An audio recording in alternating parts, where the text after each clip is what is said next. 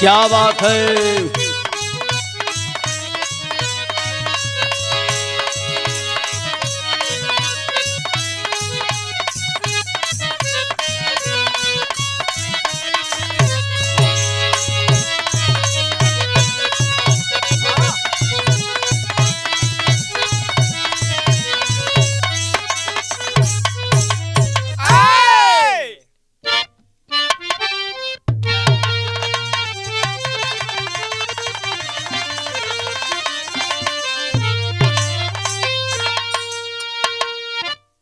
अब बोल बाबा आ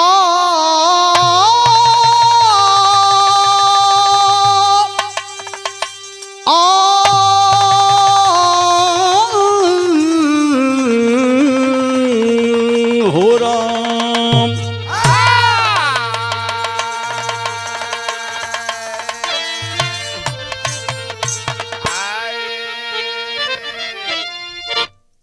एक गीत, यह गीत नहीं है बल्कि एक हम लोगों के बीच में दर्द है। गाने तो जा रहा हूं लेकिन गाने से पहले सर्वप्रथम मोहनिया सड़क दुर्घटना में मारे सभी लोगों को श्रद्धांजलि अर्पित करता हूं। मित्रों, आदमी आता है चला जाता है, बस अपने नाम की पहचान इस धरा पर छोड़ जाता है। कुछ लोग पूजे जाते हैं तो कुछ लोग जलाए जाते हैं। एक ऐसी दुर्घटना जिसे सुन करके हिंदुस्तान के लोगों का कलेजा कांप गया। मैंने पहले ही बताया कि यह गीत नहीं है बल्कि एक दर्द है।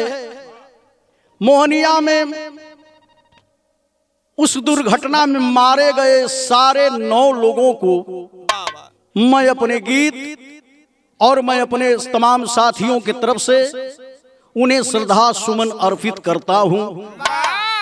भाव है मास्टर।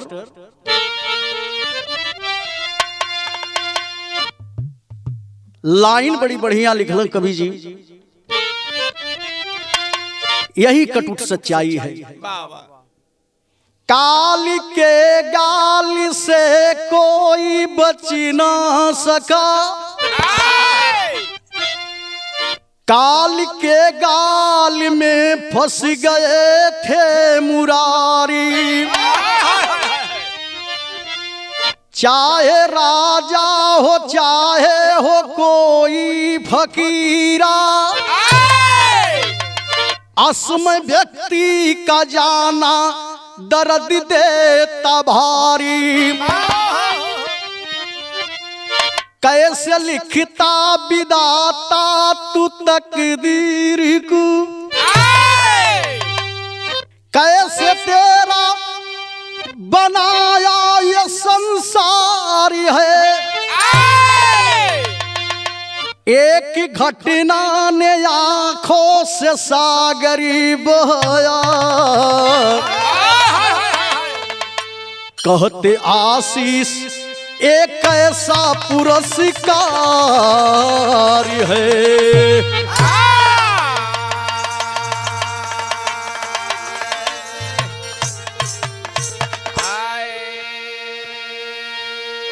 ऐ मालिक,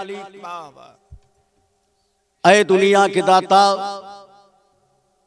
हमने तो एक परिश्रम किया था, हमने तो एक त्याग किया था, हमारे लोगों ने त्याग किया, लेकिन हे मालिक, क्या हमारे जीवन का यही पुरस्कार था? क्या हमारे जीवन का यही नाम था? बिरहा में एकदम नई नई गजल का भाव है मास्टर। कैसे?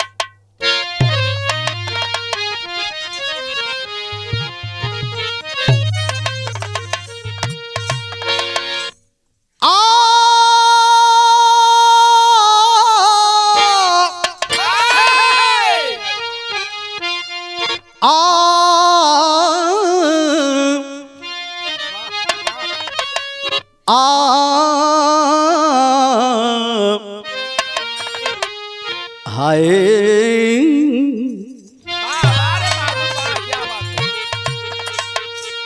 खामोश लब है झुकी है पलकें, खामोश लब है झुकी है पलकें, दिलों में उल्फत नई नई है, दिलों में उल्फत नई नई है, झुकी है पलकें दिलों में, खामोश लब झुकी है पलकें,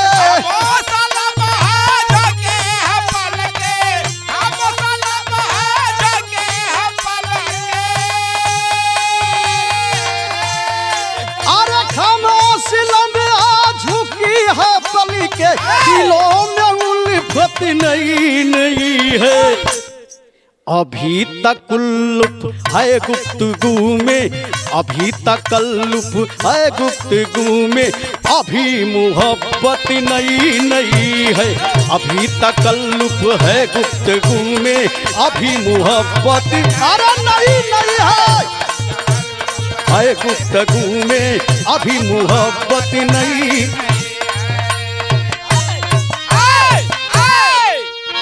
बिरहा के अंदर बड़ी सुंदर लाइन बा,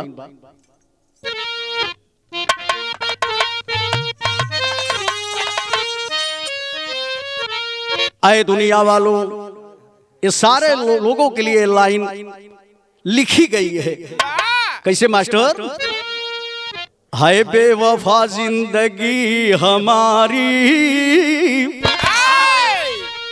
हाय बेवफा जिंदगी हमारी, कसम से इसका नहीं ठिकाना,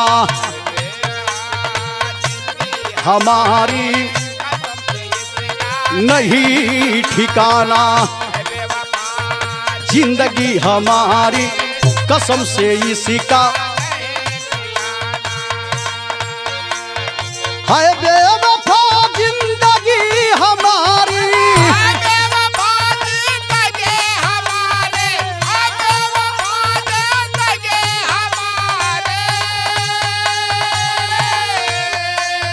हाय बेवफा जिंदगी हमारी, कसम से इसका नहीं ठिकाना, तोड़ मोहब्बत किसी शरीर से, तोड़ मोहब्बत किसी शरीर से, काम है इसका सिधार जाना, तोड़ मोहब्बत किसी शरीर से, काम है इसका सिधार जाना, काम है इसका सिधार जाना।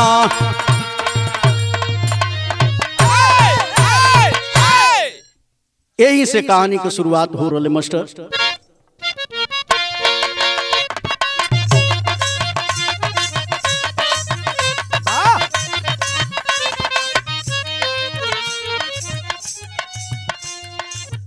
है इंसान का सम्मान अपने हाथों में, होता जुड़ाव अपने अपने जज्बातों में,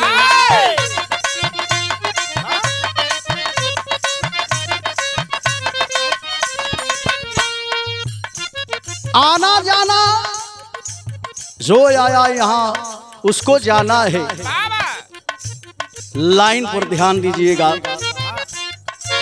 यही इंसान जब दुनिया से चला जाता है, यही इंसान जब दुनिया से चला जाता है, अपना नाम इस धरा पे छोड़ जाता है।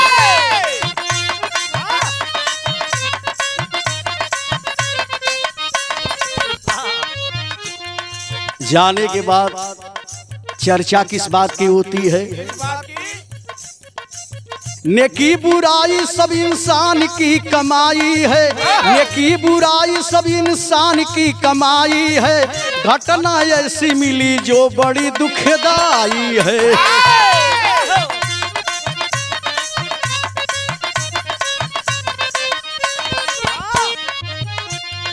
कवि ने भाव स्थल से भाव को लिया। बक्सर बिहार में इटाड़ी गांव न्यारा है, बक्सर बिहार में इटाड़ी गांव न्यारा है, विजय शंकर जी का बेटा बड़ा प्यारा है।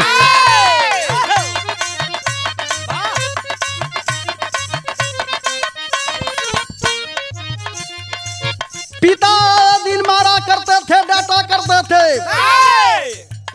पढ़ने नहीं जा रहे हो, तुम्हें पढ़ना है, स्कूल नहीं जा रहे हो। बेटे को कुछ और लगन लग गई, आइसन लगन लगल ए पंचू, ए लगन में जेके जौने इंसान के एकर लगन लग गई, दुनिया का कोनो सुख के बढ़िया न लगी। नाम है छोटू पांडे, मन में संगीत जगी, गाने बजाने में हृदय में उसके प्रीति जगी।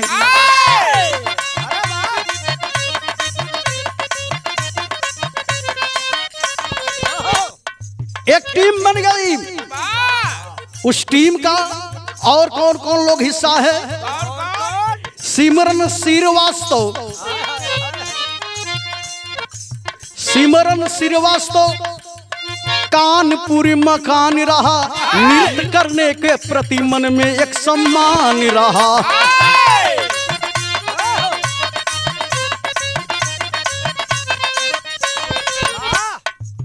आंचल तिवारी, आंचल तिवारी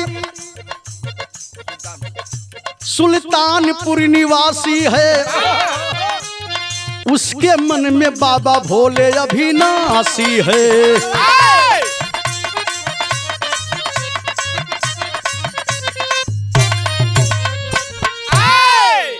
बात को समझ लीजिए,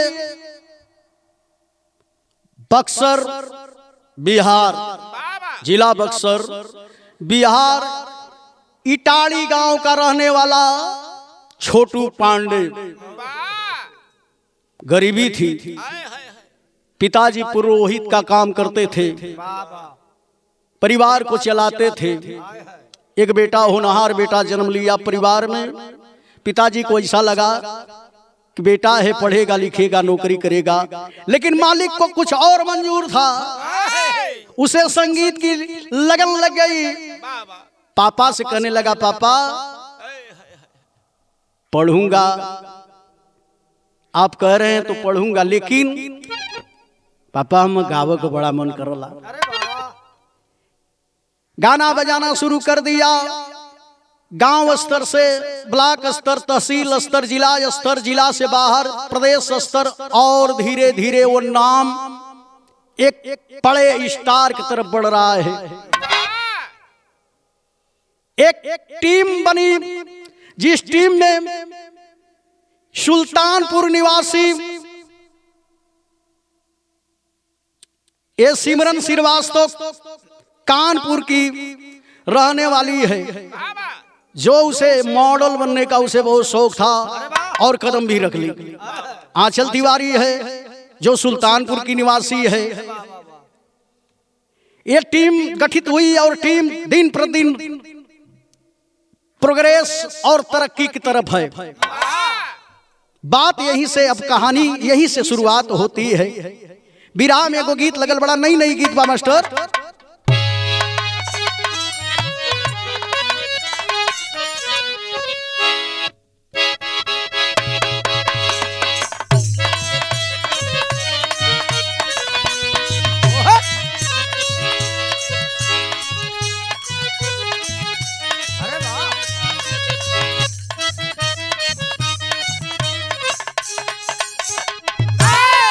कौनो लड़की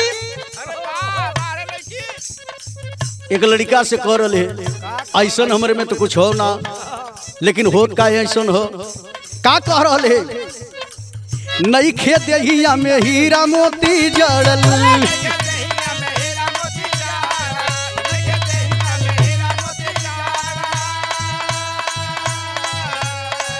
तब वो लफुआ सब आगे पीछे बढ़ल।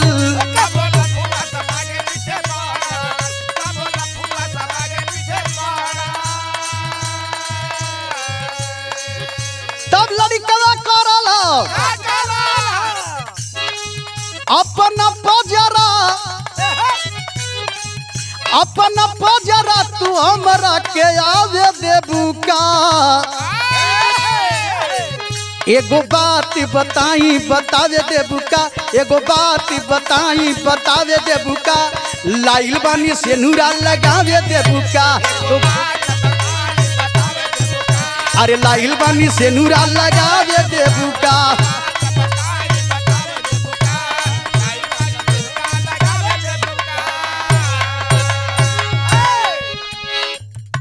पिताजी बार बार दबाव बना रहे हैं बेटे छोटू पांडे पर।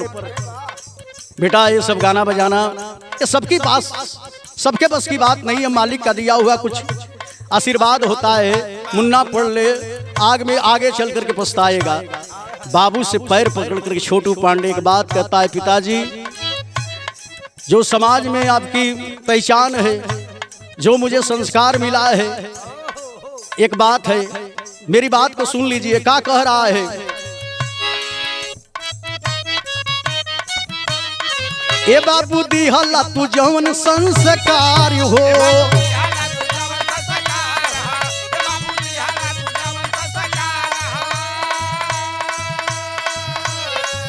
आगे बढ़ाई बेटवा तोहारी हो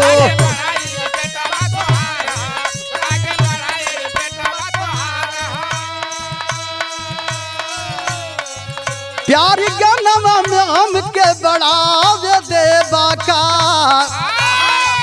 प्यारी गनवा में हमके बढ़ावे देबा का एगो बात बताई हमें बतावे देबा का गावल चाही गनवा त गावे देबा का बतावे देबा का गावल चाही गनवा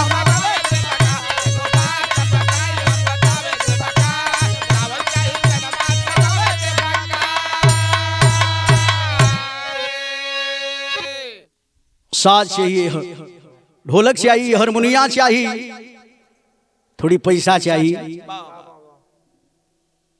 बेटा के सामने पिताजी को आखिरकार बात माननी पड़ी।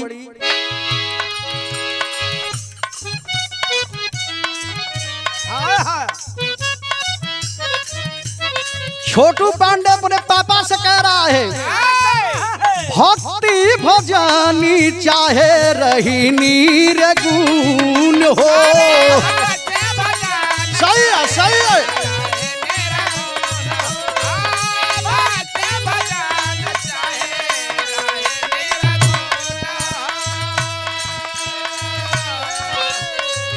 गायब लोक गीत चाहे रही हैं सगुन हो।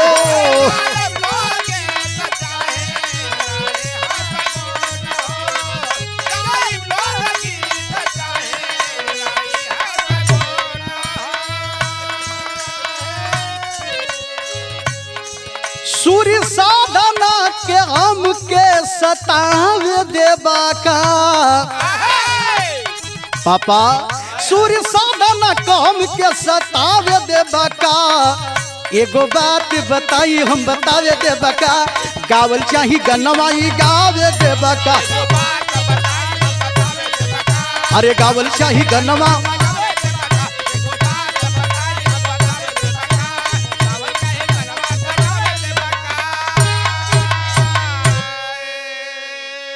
अच्छा होला ना भैया। गांव घर का लोग कह लगन के पढ़े बाबा सच्चो तो लड़कवा बड़ा बढ़िया गावत हो के गावत लड़का चल के आगे बड़ा तरक्की करी। माता पिता के लिए सबसे बड़ी खुशी औलाद का तरक्की करना और औलाद सुखी रहे। माता पिता के लिए सबसे बड़ा धन, सबसे बड़ा रुपया, सबसे बड़ी खुशी यही होती है। और पांडे बाबा छोड़ दिए छोटू पांडे को, जा बेटा गा बजा, लेकिन संस्कार को मत भूलना। संस्कारी बेटा लगन से गाना बजाना शुरू किया। छोटू का नाम दिन प्रतिदिन बढ़ता रहा। फिर में को गीत बदल गई मास्टर।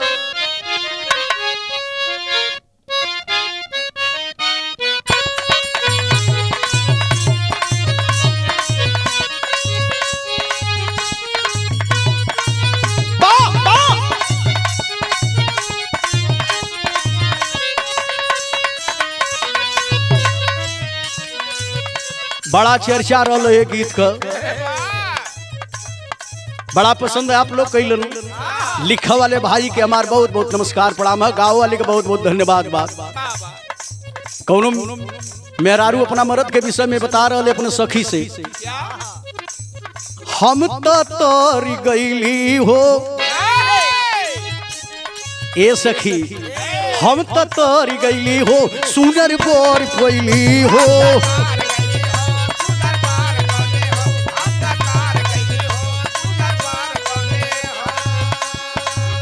अपना रजऊ के प्यार में संवर गईली हो।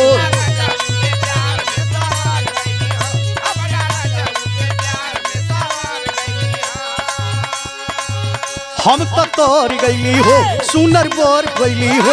अपना रजऊ के प्यार में संवर गईली हो। एक खुशी रहे लगमा, एक खुशी रहे लगमा रे सखी पियवा दुलारे। आय हाय रे सखी पियवा दुलारे।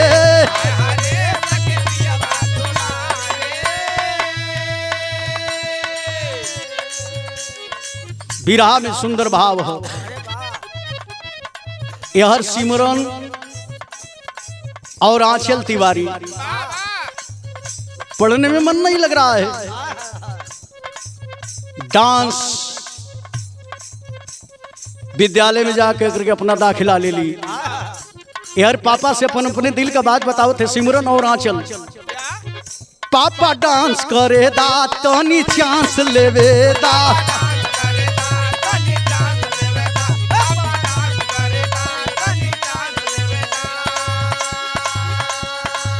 तनी मनवा में हो तनी मनवा में साधे एडवांस लेवे दा।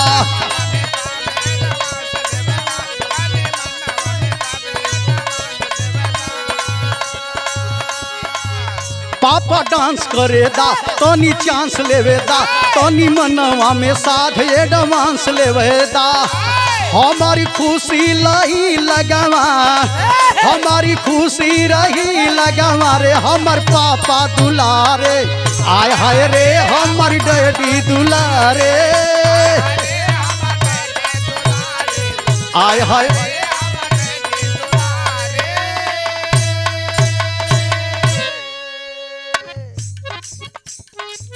मुलाकात होती है गाते बजाते एक दिन मुलाकात होती है छोटू पांडे और सिमरन श्रीवास्तव का।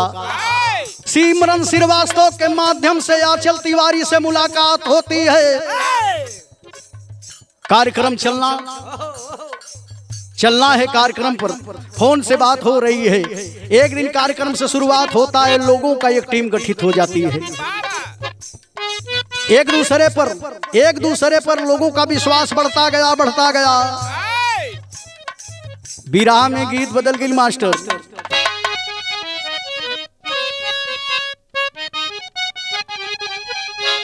अरे लाली लाल ओठवा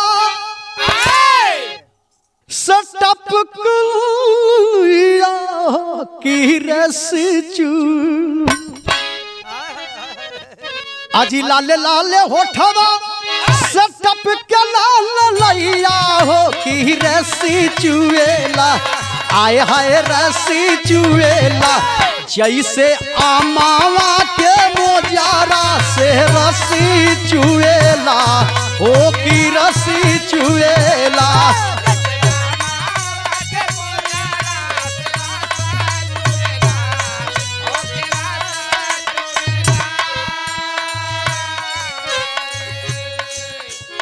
यही के दिखाए आजकल लोग कहते हैं कि नईकी गीत है।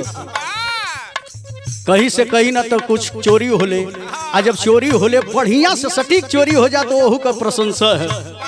ये गीत आप लोग के मार्केट में बजत हो। हमारे भाई बड़े अजीज मित्र हैं भाई समर सिंह, और उस पर अदायगी भी किया है हमारा बहुत अजीज मित्र है मनोज यादव। एक आप लोग जानत हुआ नईकी है, लेकिन यही में से चोरी है। का है जाके परदेसवा नहीं, अरे लागत वही दिया कबू सोवती हुई ना। बलम मोरी कोरा के सुतवैया, राजा मोरी कोरा के सुतवैया। रात भर रोवत वही है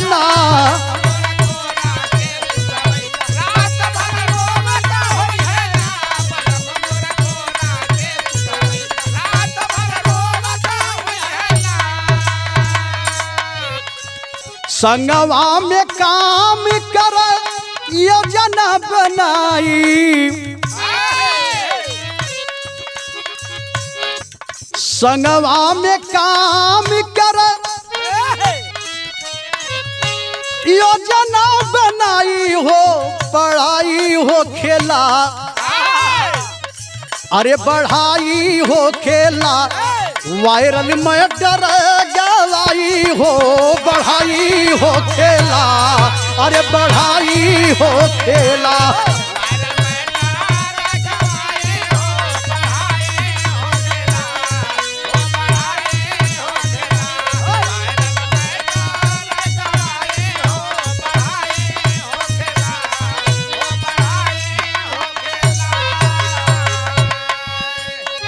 आदरणीय निर्गुण सम्राट भरत शर्मा जी को अपना आदर्श मान लिए छोटू पांडे।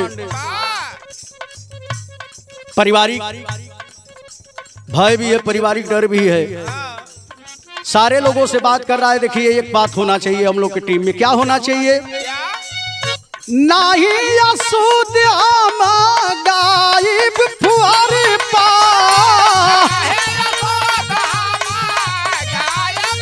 क्या बात है?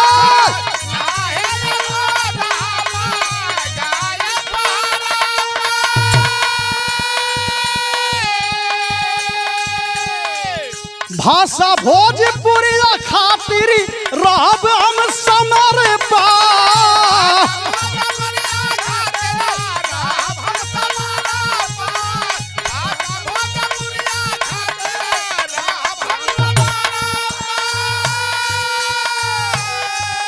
अरे रहब हम समर्पण,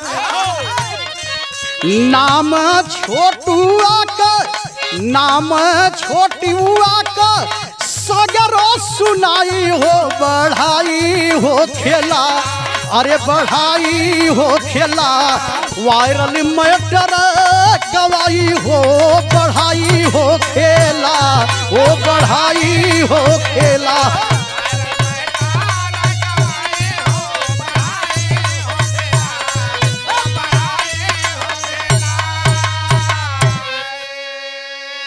अच्छा, अब सब लोग अपने दुनिया में मस्त हैं। एक छोटा कलाकार होने के नाते मैं भी महसूस करता हूँ कलाकार की दुनिया क्या होती है। आए मित्रों, एक कलाकार को कलाकार बनाने में परिवार का जो प्यार, परिवार का जो सहयोग और अपनों का जो सहयोग और कलाकार का जो त्याग और समर्पण कितना करना पड़ता है, तब जाकर के एक कलाकार कलाकार बनता है।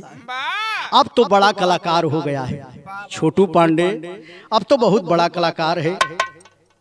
लोगों में चर्चा है कि आने वाला साल 2 साल के बाद छोटू पांडे का एक दबदबा होगा अपने भोजपुरी समाज में। स्वर का जादूगर था, अदायगी का जादूगर था। एक दिन चला, वो दिन आ गया मित्रों 25 जनवरी 2024। चला है अपने इटाड़ी गांव से, अपने निजी आवाज से, अपने टीम के साथ दुर्गावती मोहनिया कार्यक्रम करने के लिए। मस्ती है, कार्यक्रम पर चलना है, हम भी कलाकार हैं। कार्यक्रम पर चलने से पहले कुछ जिम्मेदारी भी होती है, कुछ टेंशन भी होता है, उत्साह भी होता है। सारी समावेश बना करके कलाकार तब चलता है अपने कार्यक्रम पर। आज छोटू पांडे अपनी टीम के साथ, कितने लोगों के साथ? 8 लोगों के साथ स्कॉर्पियो, टॉप मॉडल स्कॉर्पियो में सवार होता है। तमाम दिग्गज कलाकार आ रहे हैं उस मंच पर, मैं भी चल रहा हूँ। अपने लोगों में मस्ती करते हुए छोटू पांडे चल रहा है मित्रों। लेकिन मालिक को तो कुछ और मंजूर था। विदेशिया का भाव है मास्टर।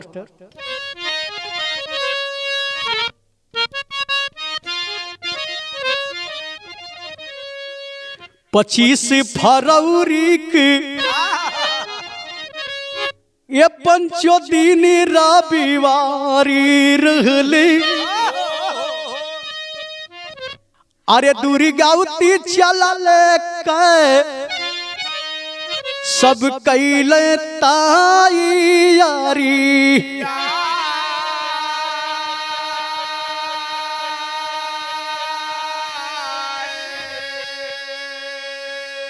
साथियों से कह रहा है विलंब हो रहा है, ड्राइवर से कह रहा है विलंब हो रहा है, समय से हम लोग विलंब हो रहे हैं।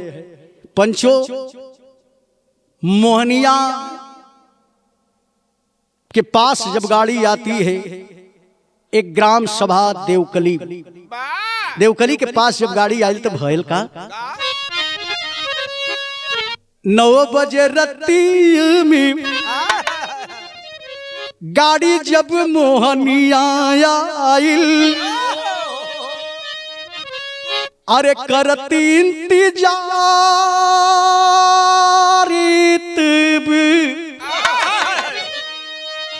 रहली मऊवती,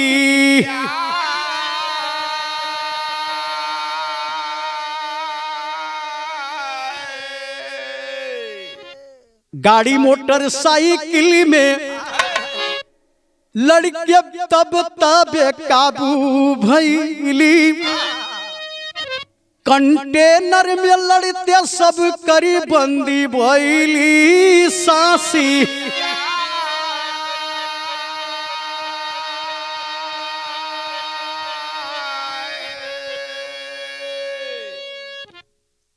देवकली गांव के पास बाईपास पर जब वो स्कॉर्पियो गाड़ी आती है, अचानक एक मोटरसाइकिल वाला सामने आ जाता है।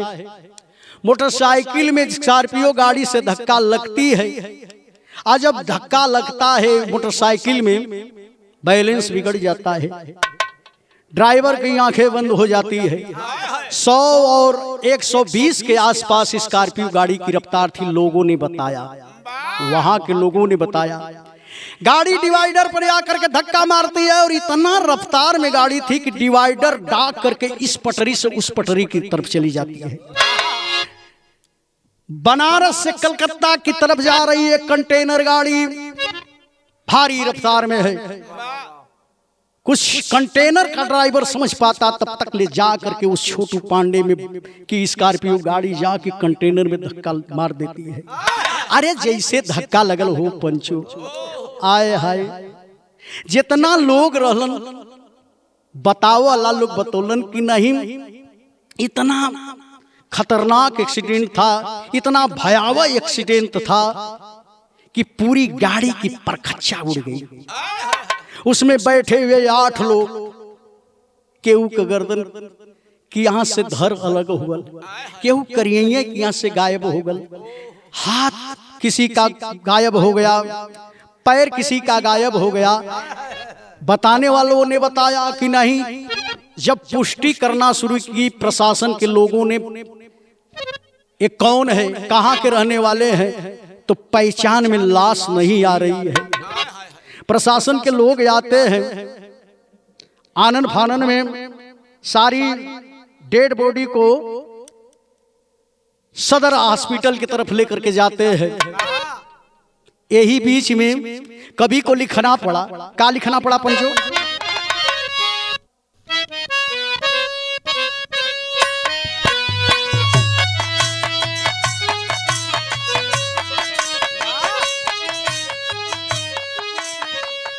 कभी को लिखना पड़ा, बड़ा मनमाहक भाव हो, बड़ा वहां का दृश्य मनमाहक हो। अरे उड़ली खोतवा से चहकती चिड़ैया, उड़ली खोतवा से चहकती चिड़ैया, समैया काहे बाबुर भैली हो, चिड़ैया समैया काहे बाबुर भैली हो।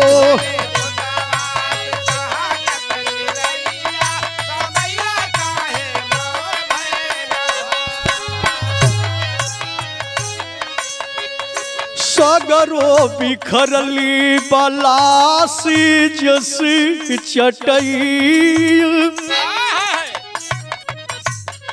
सगरो बिखरली बलासी जसी चटैया, समैया काहे बाउर भैली हो।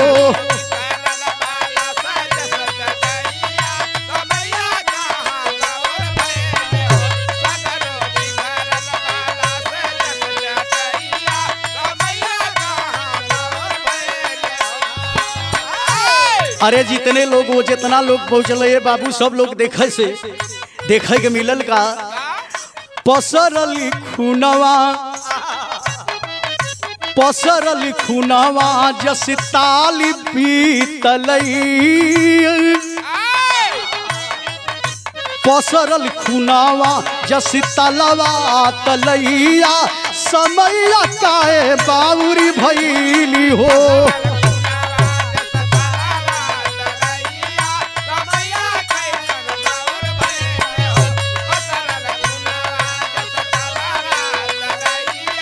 समैया काहे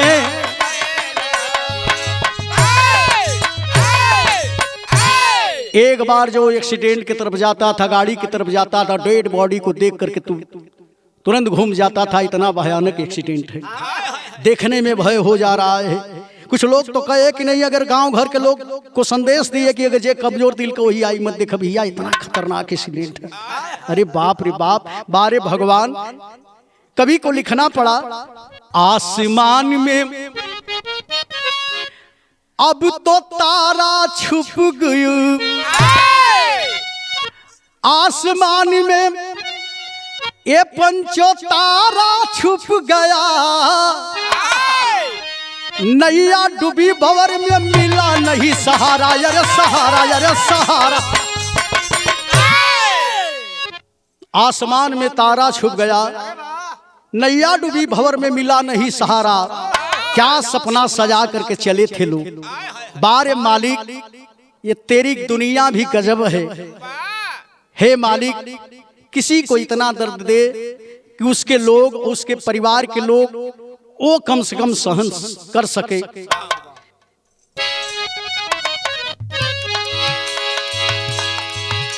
विरह में गीत बदल हो, छोड़ी नहीं आरावा गईली ससुरावा तो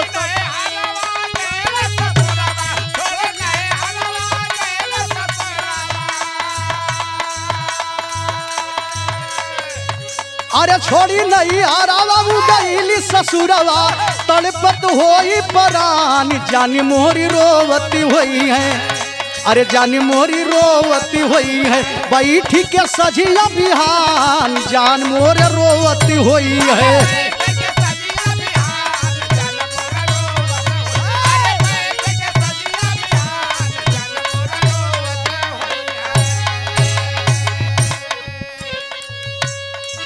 सदर हॉस्पिटल से जब पोस्टमार्टम से लाश निकलती है तो लोगों के दरवाजे पर लाश पहुंचती है। माई अररा के गिर गई अपने बेटवन के लाश पर, रो के माई, हर माताओं का ये दर्द है, हर माताओं का ये वेदना है। माई लोग रो के कहली का एगो हमारी रावा, एगो हमारी रावा छोड़ के या चरवा,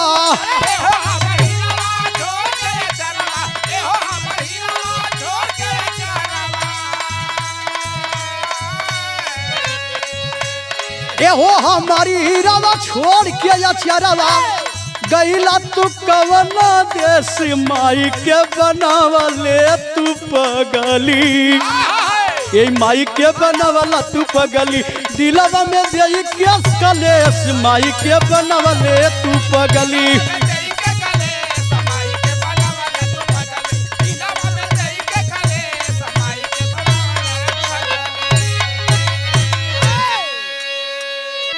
ए अनु, ए छोटू, ए बाबू, हम कैसे जी अपने बेटा?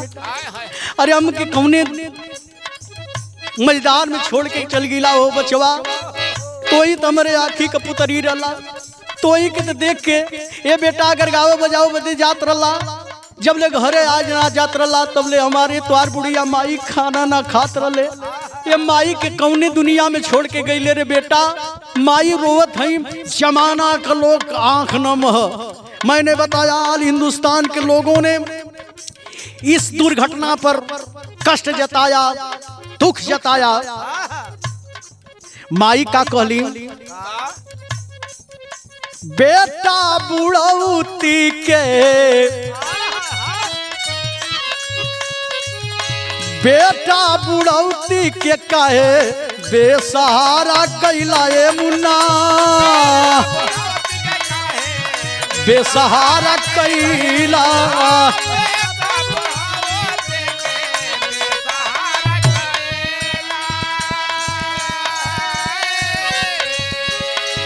आप तो हमारे बुढ़ौती का समय है, ये शरीर में कुछ बचल ना है, जवन कुछ बचल ल बेटा इहो कुल लेके चल गिला ओ लाल।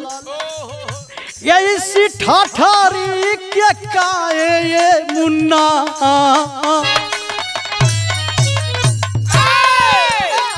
यही ठाठारी के काए बेसहारा कैला ये लाल, बेसहारा कैला।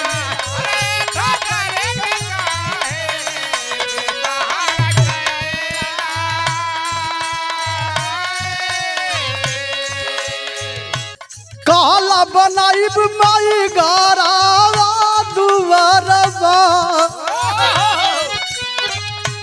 काला बनाइब माई गारावा दुआरवा। अरे बदली सारा परिवेश, माई के बनवले तू पगली, अरे माई के बनवला तू पगली। दिलावा में गई के कलेश, माई के बनवला तू पगली।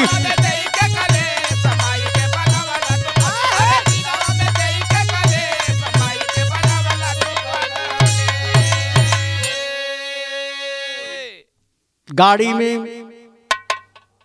3 नामचीन हस्ती जिसका जमाने में लोगों में चर्चा है, छोटू पांडे, अनु पांडे। छोटू पांडे का वो भतीजा है अनु पांडे। सिमरन श्रीवास्तव जो कानपुर की निवासी है। आंचल तिवारी सुल्तानपुर की रहने वाली है। शशि पांडे जो है, जो ड्राइवर की गाड़ी चला रहे थे, वो छोटू पांडे के चाचा थे। प्रकाश कमहरिया थाना बक्सर, दधिबल सिंह देवकली गांव मोहनिया, सतप्रकाश मिश्रा उर्फ वैरागी बाबा पिथनी ग्राम इटाड़ी जो अनु पांडे के लेखक थे। हमने बताया 8 लोग मारे गए, स्कॉर्पियो से एक बाइक वाला मारा गया। परिवार में बारी बारी से सारे परिवार के लोगों को खबर लगती है। परिवार के लोग सदमे में हैं, कष्ट में हैं, लेकिन मालिक के जवन मंजूर रहल पंचो वह भयल। सिमरन श्रीवास्तव की माँ हो, थी तो लड़की, आंचल तिवारी थी तो लड़की, छोटू पांडे हो, अनु पांडे हो, शशि पांडे हो, तमाम जितने लोग भी हैं सारे माई लोगन के एक बात है। क्या बात है मास्टर? अरे राला तू तो आखी का पुतरिया हमारे बचवा हो, ये मुन्ना राला तू तो आखी का पुतरिया हमारे बचवा हो। तोड़ला काए प्रेमवा की रसरिया हमारे बचवा हो। बिचदारा में नैया बोरला छोड़ी गईला साथी हो। ये बेटा बोला कहिया करबा अपने बाबू से मुलाकात हो। देखे खातिर ये मुन्ना, देखे खातिर आई तरसल नजरिया हमारे बचवा हो। अरे देखे खातिर तरसल नजरिया हमारे बचवा हो। तोड़ला काए प्रेम की रसरिया हमारे बचवा हो। और चारों लोग गाड़ी पर लाद के जब गांव के अंदर प्रवेश कैलन तो जिसे सियारिन फेंकर लगल। अनु पांडे, छोटू पांडे, शशि पांडे के दरवाजे पर लोगों का एकदम जमावड़ा लग गया। लोग इंतजार कर रहे हैं कि हमारा हीरो, हमारा शेर गया तो था, किस रूप में, लेकिन आ रहा है किस रूप में। लेकिन यह विराह सुनने वाले भैया लोग, समय ना केहू के छोड़ल, समय ना केहू के छोड़ी। धरती पर सबसे बड़ा पहलवान, सबसे बड़ा शक्तिशाली अगर केहू हो तो समय है। विराह में आला का भाव मास्टर, समय से बढ़ के केहू ना है। लिखे के पड़ल कवि के कि आदमी के नाच खूबी, अरे आदमी के नाच खूबी, अरे नचावले समैया भैया।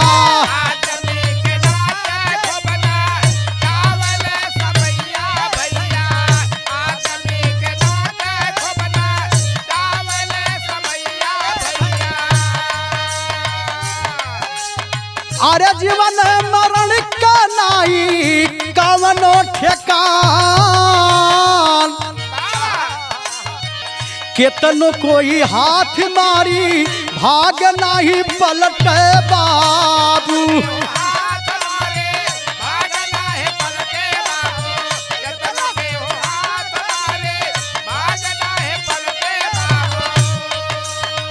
युग युग से लोग खाली, युग युग से लोग खाली पहले परेशान।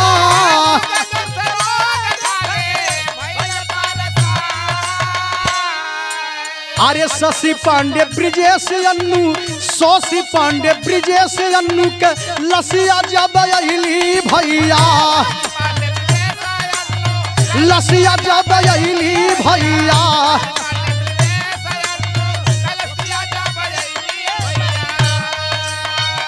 गौआ भइली तब, अरे गौआ भइली तब एकदम सुनसान।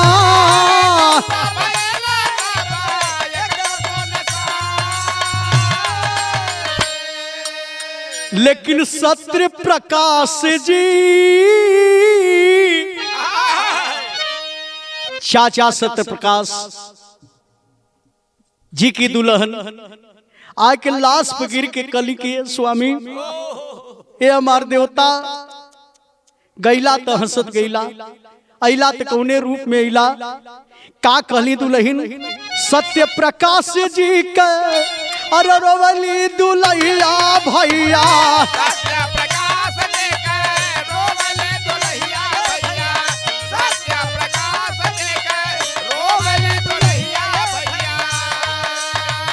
विधान बदली हो देता विधि का विधान।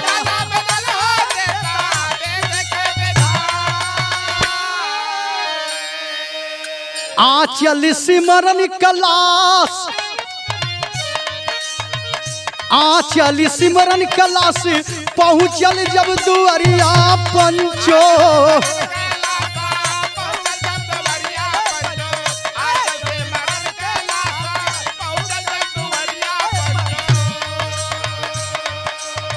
रोवेला बाबू, अरे रोवेला बाबू भोजी पूरिया जहां।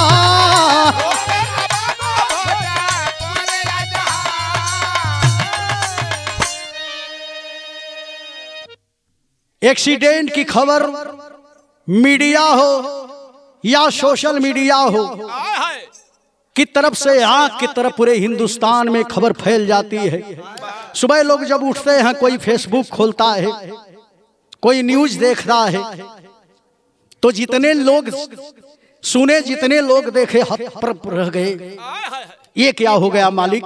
और सारे कलाकार थे उस मंच पर जाने के लिए, तिलक का कार्यक्रम था, सारे कलाकार दरवाजे पर आकर के भाग करके जाते हैं एक्सीडेंट स्थल पर। कोई अगर विलम्ब से हुआ तो जाकर के सदर हॉस्पिटल में देखता है, जो देखा बाबू रो करके बाहर निकला। भोजपुरिया समाज, हम कलाकारों की समाज के लिए सबसे बड़ा आघात लगा है ये छोटू पांडे, सिमरन श्रीवास्तव और आंचल तिवारी का यह मरना। लेकिन विधि के विधान के आगे कोई नहीं टरलस बाबू आज तक। यह हकीकत है, यह सच्चाई है। कवि को लिखना पड़ा, दुनिया के मालिक से एक कहना है का।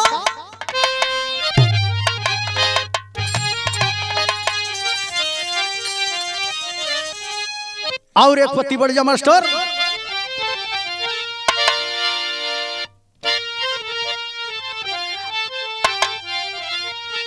अरे खुशियां के साथ गम के डाला लगाई,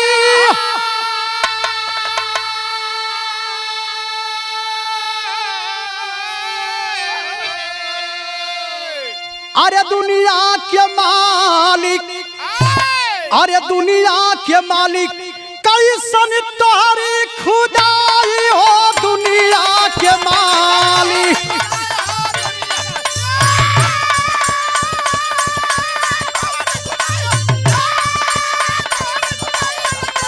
जियो जियो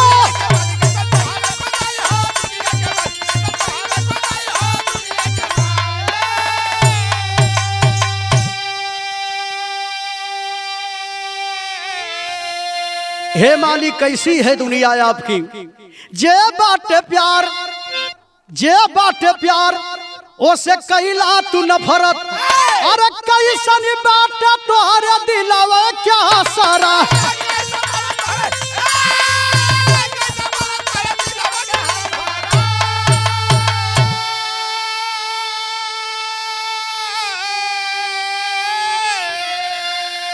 सारे लोगों की लाश दरवाजे से श्मशान घाट की तरफ जा रही है, कोहराम मचा हुआ है। माई धई के छोटू पांडे का धई के लसिया झूल गईली। एक बात कली वो मालिक से, वो लोग समझावत हो कि जायदा जौन बहल तौन बहल, लोग से और मालिक से सवाल कैला सुपुड़िया माई के भैया लोग कैसे कहत हुआ कि नहीं हम बर्दाश्त करी कैसे जी। का कली माई,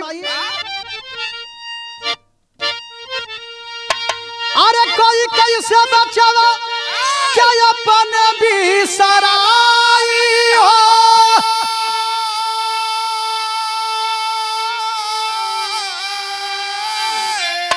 तो दुनिया के मालिक, अरे दुनिया के मालिक कैसन तोरे खुदाई हो, दुनिया के मालिक।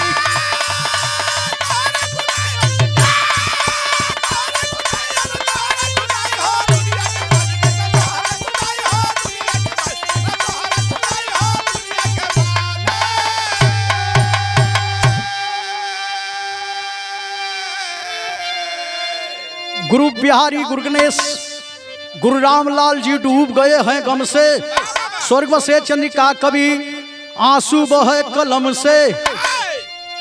आसमान में तारा छुप गया, पंकज रामराज आशीष के पार उतारा हुआ, आसमान में तारा छुप गया।